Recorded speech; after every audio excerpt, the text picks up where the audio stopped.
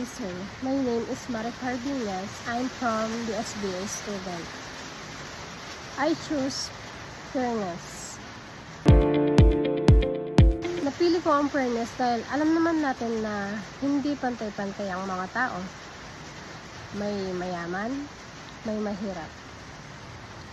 Pinili ko ito dahil ito ang nararapat, lalong-lalo na pagdating sa trabaho. Halimbawa na lamang, pag may desisyon ang pinaka-boss, dapat kasama ang mga empleyado sa desisyon niya at tanungin kung sang-ayon ba sila dito.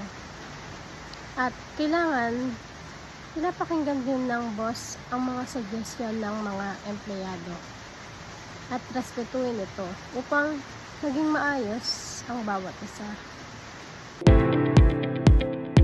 I think yun nga, pagkakaroon ng pantay-pantay na opportunity sa bawat empleyado at pagiging totoo sa bawat isa.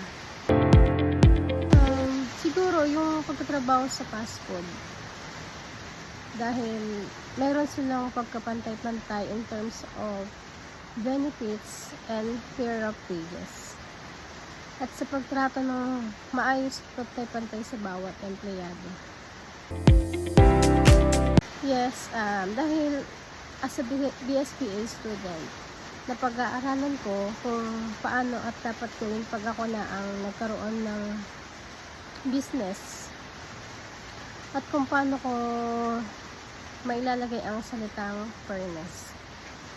At gusto ko din na maging maayos ang aking magiging business upang mas lalo pa itong lumago.